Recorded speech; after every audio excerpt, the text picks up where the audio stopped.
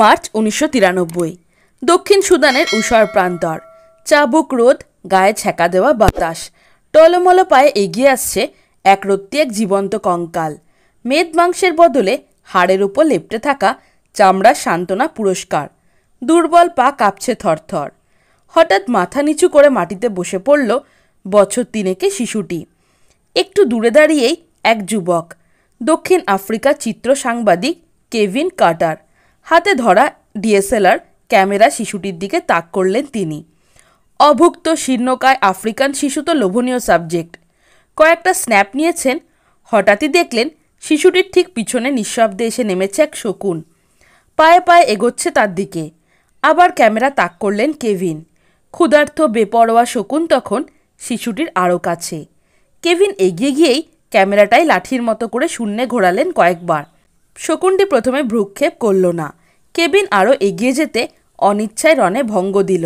শিশুটি উঠল, ফের শুরু করলো হাঁটা। পেশাদার সাংবাদিকের আবেগপ্রবণ হওয়ার অবকাশ থাকে না। দাঙ্গা, জীবন্ত পুড়িয়ে মারা খুব সামনে থেকে দেখেছেন কেভিন। তবু ওই ছবিটা তোলার পর গলার কাছে দলা পাকিয়ে উঠল একটা কষ্ট। চোখে জল। একটার পর একটা সিগারেট খেলেন, বহু এক্সক্লুসিভ ঝুলিতে, কিন্তু দুর্ভিক্ষের সঙ্গে সেটাই প্রথম পরিচয় কেভিনের। মানুষের দুর্দশা যে এত ভয়াবহ হতে পারে ধারণা ছিল না তার। সুদানে তখন গৃহযুদ্ধ চলছে, সঙ্গী দরিদ্র, দুর্ভিক্ষ। মানুষকে ওইভাবে মরতে দেখে কেভিন এতটাই বিপর্যস্ত হয়ে পড়েন, শিশু মেয়েটির খোঁজ নেওয়ার কথা মাথায় আসেনি তার। সে কোথায় গেল জানার চেষ্টা করেননি। 26শে মার্চ 1993 নিউ ইয়র্ক টাইমসে প্রকাশিত হলো কেভিন কার্টারের সেই ছবি, the vulture and the little girl. চারদিকে তোলপাড়। হাজার হাজার চিঠি আর ফোন আসতে শুরু করলো দফতরে। সবার প্রশ্ন, শিশুটির পরিণতি কি হলো? শকুনেই কি খেলো তাকে? না তাকে কি কোনো নিরাপদ আশ্রয়ে পৌঁছাতে পেরেছিল সে?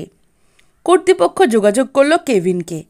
কেভিন জানালেন তিনি শকুনটিকে তাড়িয়ে দিয়েছিলেন। মেয়েটি উঠে হাঁটতেও শুরু করেছিল, কিন্তু ত্রাণ শিবির পর্যন্ত পৌঁছাতে পেরেছিল কিনা তিনি তা জানেন না।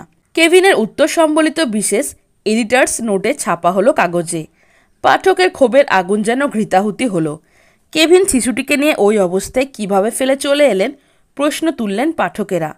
অন্যান্য কাগজের সম্পাদকীয়তে কেভিনের দায়িত্বজ্ঞানহীনতা নিয়ে কটাক্ষ করা হলো।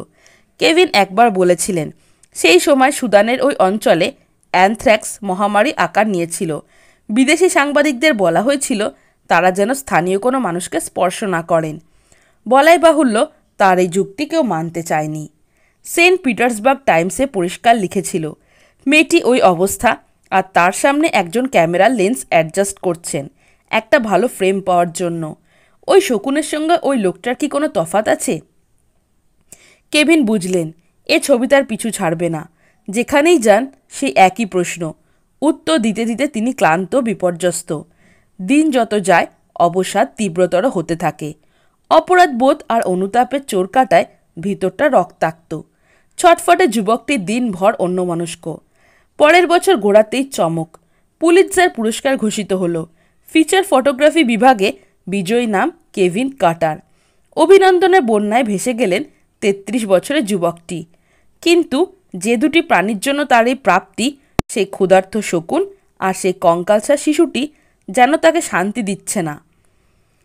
1994 সালে এপ্রিলে কেভিনের পুলিৎজার পাওয়া, আর ওই মাসে ছবি তুলতে গিয়ে গুলিবিদ্ধ হয়ে মারা গেলেন কেন উইস্টারব্রোক। সেই কেন কেভিনের ব্যাং ব্যাং ক্লাবের অন্যতম সদস্য। যুদ্ধ বা গোলাগুলির মধ্যেও গিয়ে ছবি তুলতে যার হাত কাঁপত না এতটুকু।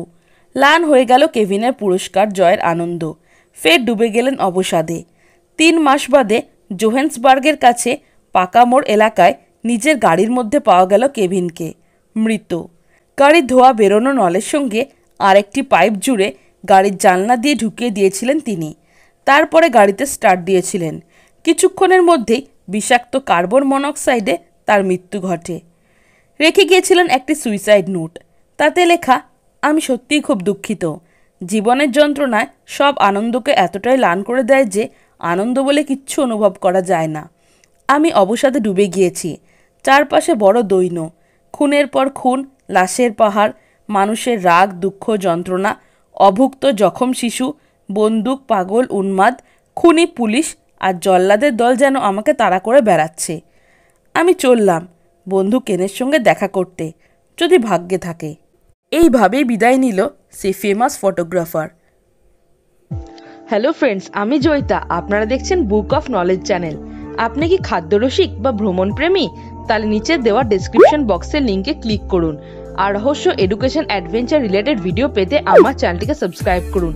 ভালো লাগলে অবশ্যই লাইক, কমেন্ট আর বন্ধুদের সাথে শেয়ার করুন। তো বন্ধুরা, আজকে আমার টপিক ভালো লেগে থাকলে চ্যানেলটিকে like, comment, share and subscribe করতে ভুলো না।